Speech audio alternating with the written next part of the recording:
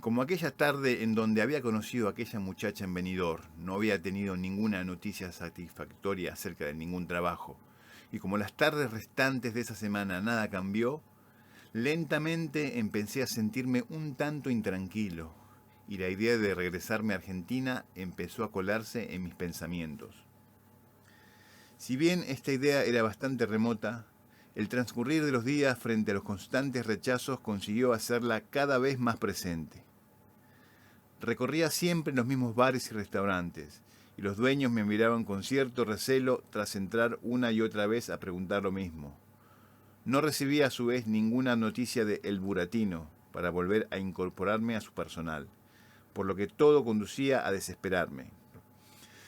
En uno de aquellos días, Roberto me dijo que había un trabajo que tal vez podrían darme a mí unos conocidos suyos. Como al comunicarme esta noticia no me había mirado a los ojos, y como su tono de voz denotaba cierto reparo, o, mejor dicho, cierta tendencia a ocultarme algo, le pedí que por favor se sincerara conmigo. Entonces pasó a referirme que aunque pagarían un buen dinero por aquel trabajo, preferiría que yo no tuviera que hacerlo. Es más, agregó que él mismo lo había rechazado y que no le deseaba a nadie el tener que hacerlo. Picado por la curiosidad, le pedí que me contara en qué consistía tan indeseable labor. Aunque al comienzo le faltaban las palabras, luego se repuso y me contó que lo que había que hacer era descender a una cloaca para limpiarla. Al parecer era un gran pozo en donde había más o menos unos 2 metros de pura materia fecal que se debía extraer en un pequeño cubo. Era necesario que el cubo fuera pequeño, pues el orificio para acceder al pozo era pequeño. Me aclaró de inmediato que me comprarían un traje especial y una mascarilla, pues sería prácticamente mortal respirar tal atmósfera. Yo accedí de inmediato a hacer aquel trabajo. Roberto me miró con incredulidad y tras protestarme volvió a describirme en qué consistía el trabajo desde el principio, como si yo no lo hubiera escuchado o entendido. Al ver que yo seguía convencido en hacerlo, se enojó y me dijo que estaba loco en aceptar tal tarea. Yo insistí que era un trabajo como cualquier otro y que no tendría problemas en realizarlo. Una vez más en mi vida tenía que vérmelas con un abismo, y aunque en este caso era de pura mierda, ahora que escribo esto no puedo dejar de observar la relación que guardaba con aquel otro abismo de mi niñez, cuando estuve a punto de saltar de un 8º piso por pura curiosidad. También en esta ocasión no dudé ni por un instante en hacerle frente. Había aceptado el trabajo, pero, así como un elemento externo logró salvarme la vida siendo un niño, cuando ya tenía que hacer el descenso al infierno de la porquería en mi vida adulta, en España, la circunstancia de conseguir un empleo como camarero me salvó justo a tiempo. El trabajo me vino de sorpresa, tras una de mis habituales vueltas alrededor del pueblo interrogando a los dueños de los bares por si necesitaban uno. Además del bar, el lugar era un amplio restaurante y se llamaba La Unión. Trabajé en total 15 largos días, y digo largos porque viví en aquellas 2 semanas momentos verdaderamente difíciles. Una vez pasada la alegría inicial de escuchar que me pedían volver al día siguiente para empezar, tuve que encontrarme con infinidad de obstáculos. El dueño se llamaba Antonio, y tras recibirme él en mi primer día con total indiferencia, le dijo a uno de los camareros de turno que me mostrara dónde estaban más o menos todas las cosas de la barra. 15 minutos después de enseñarme dónde se guardaban las Coca-Colas y las cervezas, comencé a atender a los clientes. Varios de los habituales al bar me pedían cosas en valenciano, el dialecto regional, por lo que yo debía molestar a alguno de mis compañeros para que me tradujera lo que me habían pedido. Unas horas después me dijeron que me colocara junto a la máquina de los cafés, a fin de prepararlos cuando los camareros de la sala viniesen por ellos. Ya había notado que en la decisión de colocarme junto a la máquina de cafés estaba la intención de apartarme del continuo ajetreo de los camareros que se movían de un lado a otro dentro de la barra. Tuve la impresión que al estar encargado de servir los cafés, la cosa se simplificaría. Uno de los camareros me había enseñado cómo hacer el cortado, el café con leche y el café solo. Pero entonces llegó la primera orden de la mesa en donde se me pedía un carajillo de coñac, una leche manchada y un bombón. Desconcertado miré a uno de mis compañeros más próximos en busca de ayuda. Él se acercó con cara de fastidio y preparó todo lo que hacía falta con la máquina de los cafés. Había subestimado la tarea de hacer cafés en España. Fui retirado de la barra y en compañía de otro camarero nos encargaron traer algunas cosas del gran frigorífico que el restaurante tenía en su interior. Una vez dentro del frigorífico, seleccionamos unas bandejas con langostinos, mejillones y una que tenía pescados que nunca había visto. Mi compañero me encargó llevar una bandeja plateada en donde yacía una gran langosta.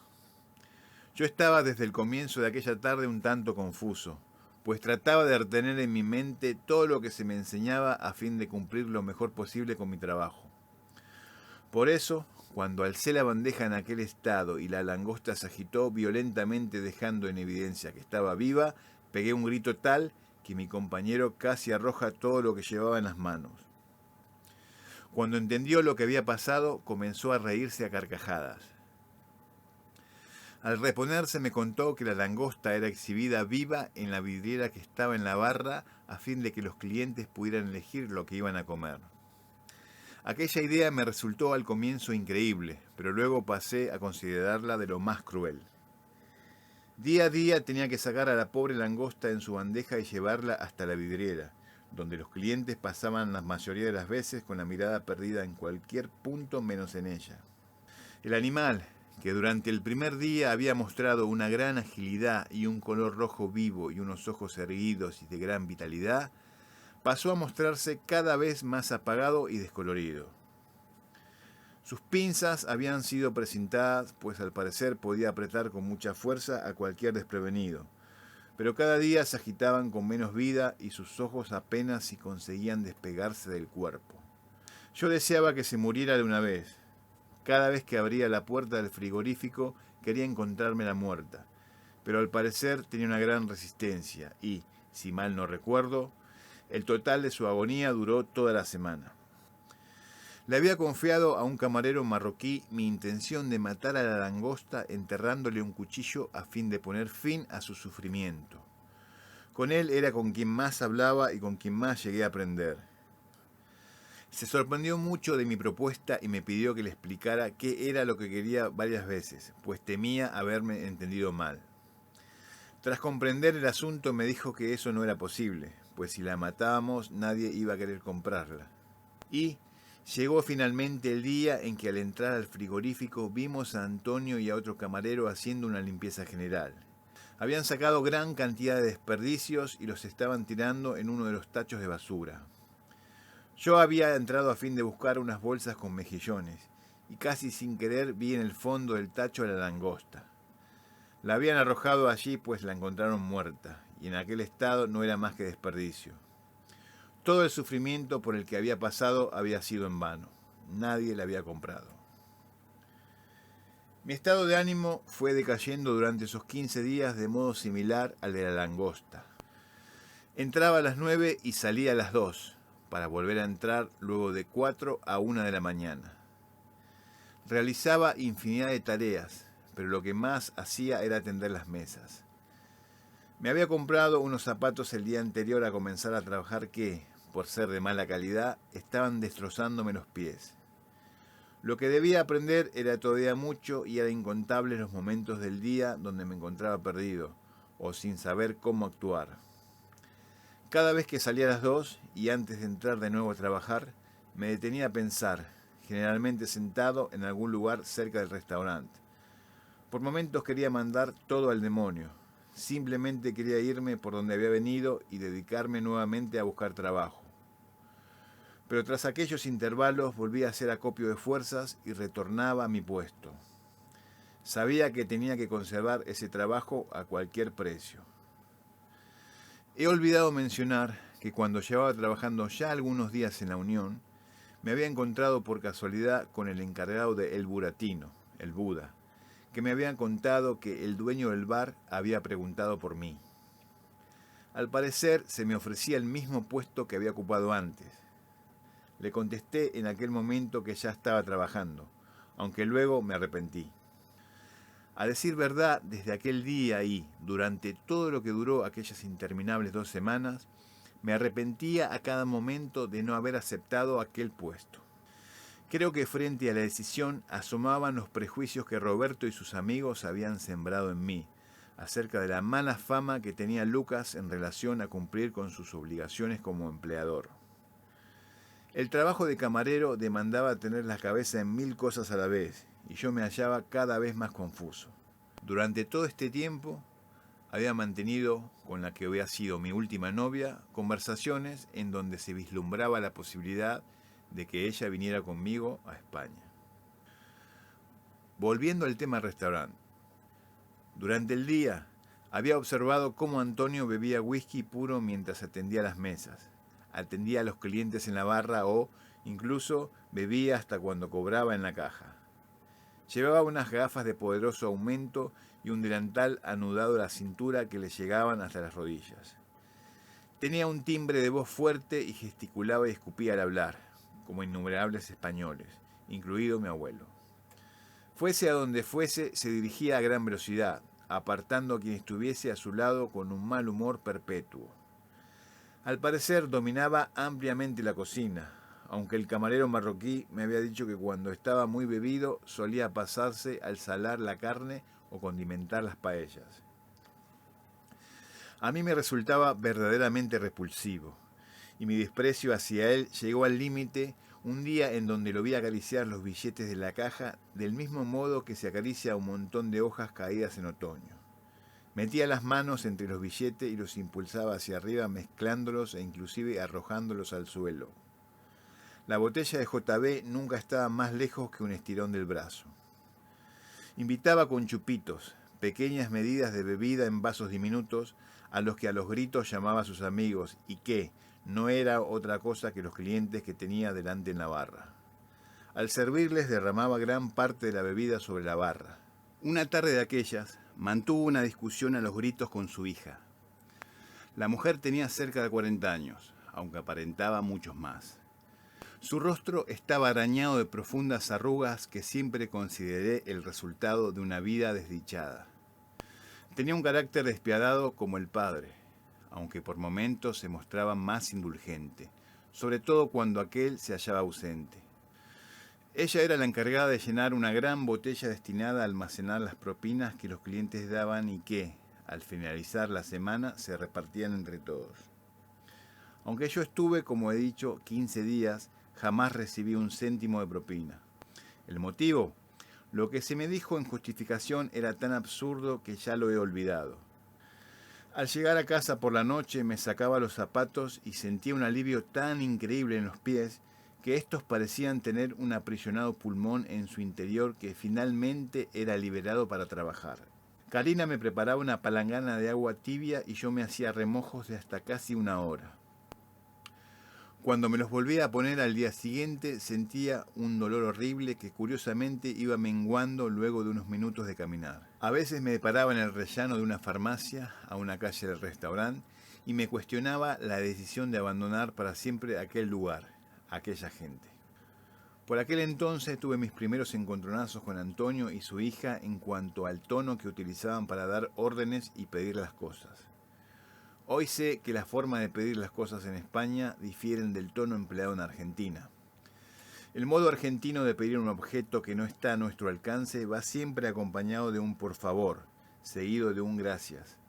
En cambio en España, sobre todo en ambientes como la hostelería, en donde por momentos hay mucho trabajo y todo el mundo anda de un lado a otro a las corridas, es completamente normal que se pidan las cosas a un volumen de voz muy fuerte, sobre todo cuando hay jerarquías.